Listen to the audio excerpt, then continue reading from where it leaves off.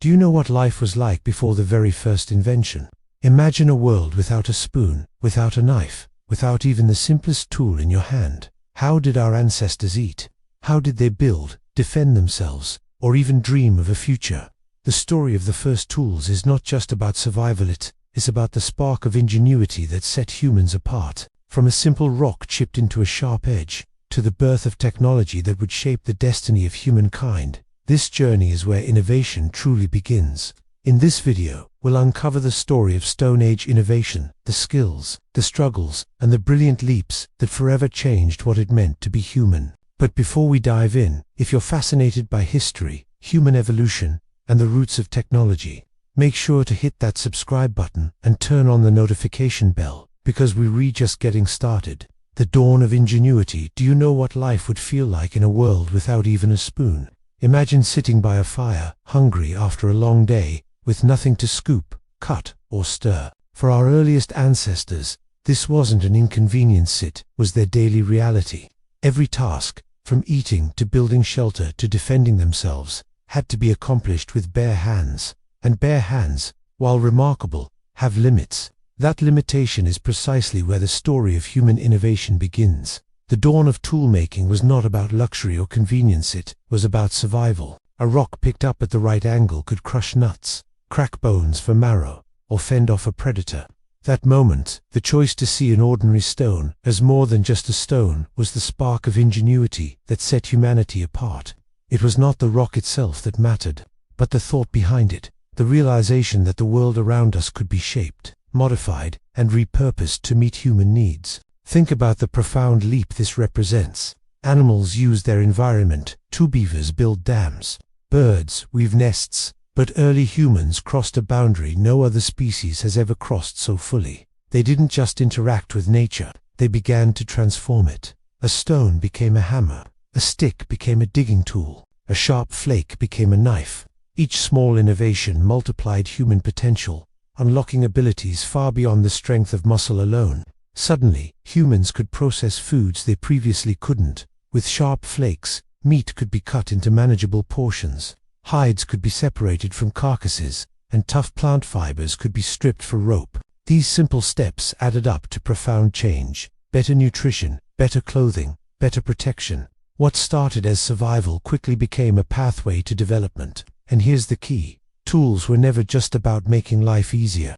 They were about expanding what was possible. Every new tool gave rise to new behaviors, new skills, and new ways of thinking. Once a stone was shaped, the idea of shaping became part of human culture.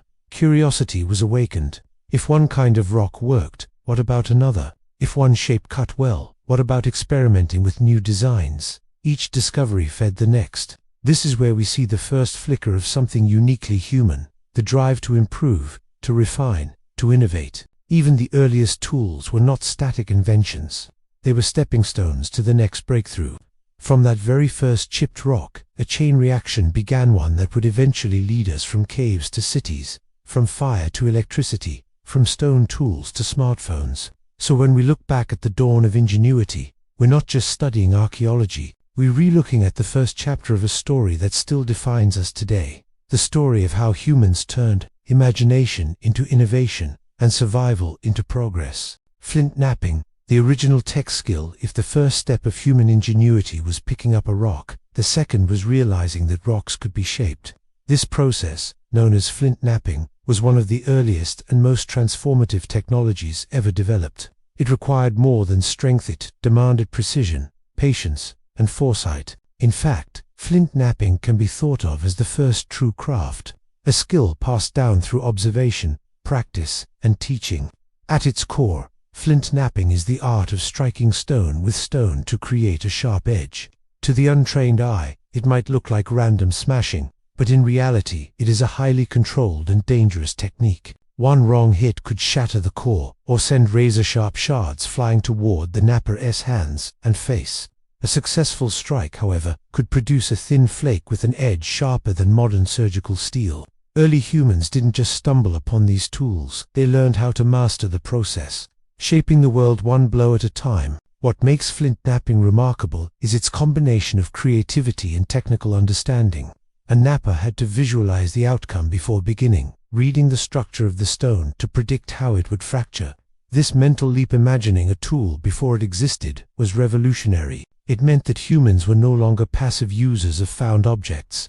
They were active designers, inventors in the truest sense. The tools that came from this craft were not all the same. Some flakes were used as knives for butchering animals, others as scrapers for preparing hides, while the leftover cores themselves could be shaped into hand axes. Over time, this evolved into increasingly complex toolkits. Early hand axes, often teardrop-shaped, were multi-purpose tools, useful for chopping wood, digging roots, or breaking bones. Later innovations like microlithstini, finely shaped stone blades, showed an even higher level of sophistication. These microliths could be fitted into wooden shafts to make arrows, spears, or even saws, multiplying their effectiveness. The significance of this goes beyond survival. Flint knapping was humanity's first technological tradition. Knowledge had to be shared, parents teaching children, experts demonstrating to novices, communities passing down methods across generations. This process fostered not just skill, but communication, patience, and social bonds. In many ways, knapping was as much about culture as it was about stone. And let's not forget, flint knapping changed how humans interacted with their environment. Suddenly, certain landscapes, those with the right kind of stone, became valuable places to live and gather. Camps were often established near flint deposits, and groups began to trade stone tools across distances.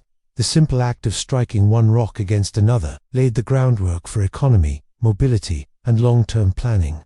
Flint knapping, then, wasn't just a skill, it was a revolution. It turned raw stone into precision tools, it turned survival into mastery, and it turned groups of early humans into innovators.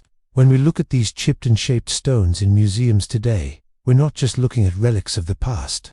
We're looking at the world's first technology, a reminder that human progress began with imagination, patience, and a single sharp edge. Beyond the stone, organic innovations. When we think of the Stone Age, the image that usually comes to mind is a chipped flint hand axe or a sharp spearhead. But stone wasn't the only material our ancestors relied upon. In fact, some of the most important tools in human history were crafted not from rocks, but from organic materials: wood, bone, and antler. These resources were abundant, versatile, and surprisingly durable, even if they didn't survive in the archaeological record as well as stone. Wood was perhaps the earliest and most accessible material. A branch could be sharpened into a digging stick, a club, or a spear. Combined with fire, wood could be hardened, making it more effective for hunting or defense. Imagine a small band of humans carrying wooden spears into the wilderness. Suddenly, they had reach, precision, and a chance to face larger prey. The leap from hand-to-hand combat to using spears marked a profound step in human survival strategy. Bone and antler added an entirely new layer of innovation. Where stone could cut, bone could pierce. Early humans fashioned harpoons with barbed tips to catch fish, awls for puncturing hides, and needles for sewing. A fragment of rib or an antler tine could be reshaped into something elegant and functional. These organic tools may have looked simple, but their impact was immense. They opened up food sources like fish and small game, which were difficult to capture with stone alone. One of the most remarkable of these innovations was the invention of the needle. At first glance, it's almost laughably small compared to a hand axe or spear, but its consequences were enormous. With a bone needle, humans could stitch animal hides together, creating fitted clothing and even shelters. This leap transformed how our ancestors survived in colder climates, allowing them to expand into regions that were previously uninhabitable. In a sense, the needle was humanity's first piece of wearable technology, an early solution for environmental adaptation. Organic tools also fostered creativity. Bone could be polished, carved, and decorated, blurring the line between utility and art. Some artifacts show engravings or embellishments, hinting that toolmaking wasn't just about survival, it was also about identity and expression. The same antler that became a spear point might also carry symbolic marks, linking technology with culture and spirituality. These materials also reinforced the idea of multi-purpose innovation. Unlike stone, which required specific skills to shape, wood and bone were more forgiving, allowing experimentation. A single deer could provide food, clothing, and raw material for tools. This kind of resourcefulness reflected a growing sophistication in how humans engaged with their environment, just taking from it, but adapting it in countless ways. When we expand our view beyond stone, the Stone Age becomes far richer and more dynamic. It was never just about rocks, it was about an entire toolkit of natural resources, each playing a role in human progress. These organic innovations made life more secure, more adaptable, and more creative. And while they may not sit in museum cases as often as flint hand axes, they represent some of humanity's most profound leaps forward. Toolmaking's ripple effect. Every invention creates consequences that ripple outward, shaping not just how people live, but how they think, organize, and connect. Stone Age tools were no exception. What began as a survival necessity soon transformed into something much bigger, the foundation of society, communication, and even early economies. The first chipped rock was not just a tool, it was the first domino in a chain of cultural evolution. One of the earliest ripples was specialization. As tools became more complex, not everyone could make them with equal skill. Some individuals excelled at flint, knapping, or carving bone. Others became adept hunters who knew how to use those tools effectively. This natural division of labor encouraged early forms of cooperation. In small groups, the best knapper might provide blades, while the best tracker brought down the game, and others processed hides into clothing. Over time, these roles created the first hints of societal structure. Innovation wasn't just technological, it was social. Tools also changed how humans communicated. Teaching someone how to knap, flint, or shape a spear required more than gestures. It demanded shared language, instruction, and memory. This may have accelerated the development of spoken language, as early humans had to describe steps, warn about dangers, or explain techniques. In this way, toolmaking may have been one of the sparks that pushed human communication from simple sounds toward complex speech. The ripple spread even further when tools began influencing mobility and trade. Groups who lived near good stone sources, like flint or obsidian, had a valuable resource at their disposal. Others, living in regions rich with bone or wood, could craft specialized items. Over time, these resources and products began to move between groups. Early trade networks were born, not markets in the modern sense, but exchanges that built alliances and trust. A piece of obsidian found hundreds of miles from its source tells us that long before cities and ships, people were already trading technology across vast distances. Another consequence of toolmaking was the expansion of human imagination. Once people saw that tools could solve problems, they began approaching life differently. Instead of asking, "Can we survive this?" they began asking, "What can we make to help us survive better?" This shift in mindset from endurance to innovation was a turning point in human history. It set the stage for creativity, problem solving, and ultimately, civilization itself. And there's one more subtle, but powerful ripple: identity. Tools became part of cultural expression. Different groups developed their own styles of hand axes, arrowheads, or ornaments. These variations were more than just functional. They marked belonging, tradition, and even pride. To carry a finely made spear point was not just to own a weapon, it was to carry the skill, knowledge, and identity of your people. In the end, the first tools did far more than cut meat or scrape hides. They reshaped human relationships, sparked communication, enabled trade, and planted the seeds of culture. The ripple effect of toolmaking spread outward in every direction, turning scattered bands of survivalists into communities, societies, and eventually civilizations. The legacy of the first makers, when we hold a modern smartphone, tap a keyboard, or even stir soup with a spoon, we are carrying forward the same instinct that drove our ancestors to chip flint or sharpen wood. The tools of the Stone Age may seem primitive compared to today's technology, but their legacy is profound. They were the foundation of every invention that followed, the first sparks in a fire that still burns within us, the human drive to innovate. Looking back, the first toolmakers gave us more than sharp edges. They gave us a mindset. They showed that the world could be reshaped, that nature could be bent to human needs. Every time they transformed a stone into a blade, or a bone into a needle, they were rehearsing the same creative process we use today in laboratories, workshops, and studios. At its heart, innovation is not about the material, it's about the imagination. Their legacy also lies in the continuity of human curiosity. From stone to bronze, from iron to steel, from circuits to artificial intelligence, The thread is unbroken. Each generation built upon the last, taking the idea of tool-making to ever greater heights.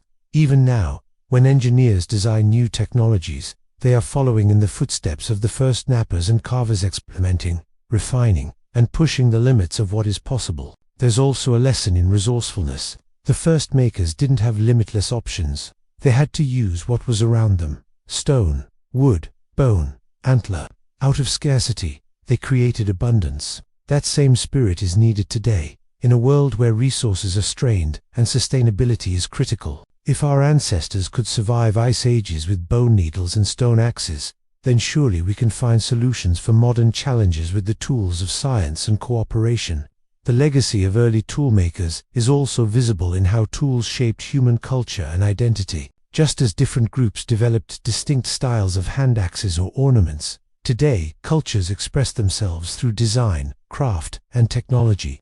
Whether it's a smartphone app, a musical instrument, or a hand-carved bowl, tools remain a canvas for human creativity and community. Perhaps the most powerful lesson is this: innovation has never been optional. It has always been a matter of survival. When climates shifted, when prey grew scarce, when dangers multiplied, our ancestors adapted through invention. That same drive is still with us in 2025. We invent not just to make life easier, but to face the unknown, to solve problems, to connect with each other, to push beyond our limits. So when we reflect on the first tools, we're not just honoring relics of the past, we're recognizing the beginnings of ourselves. Those chipped stones and carved bones were the prototypes of every tool we use today. The first makers gave us more than survival, they gave us the blueprint of human progress. And in a rapidly changing world, their greatest gift is the reminder that ingenuity is timeless.